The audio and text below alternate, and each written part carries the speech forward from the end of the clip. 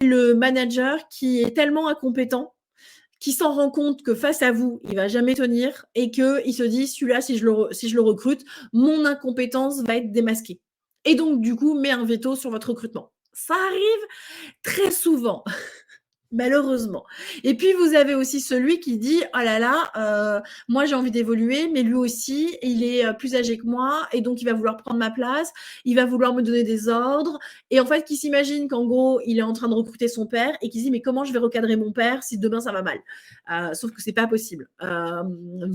C'est pas son père, à moins d'une entreprise familiale, mais voilà. Et l'idée, c'est de se dire: «Bah non, en fait, je suis là pour, épauler, pour, suivre les directives» et c'est montrer que vous êtes capable de respecter la hiérarchie et de respecter les ordres qu'on vous a donnés. Et donc, c'est aussi si vous sentez pendant l'entretien que c'est une personne qui va avoir peur de vous, il faut tout de suite essayer de la rassurer sur le fait que vous êtes très...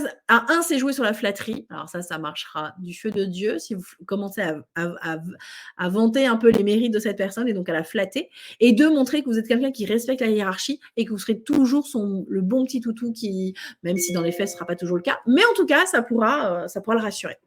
Alors, Zina qui me dit parfois les annonces tutoient directement, peut-être pour montrer que c'est une équipe jeune. Alors, non. Alors, c'est pareil, ça, c'est un stéréotype.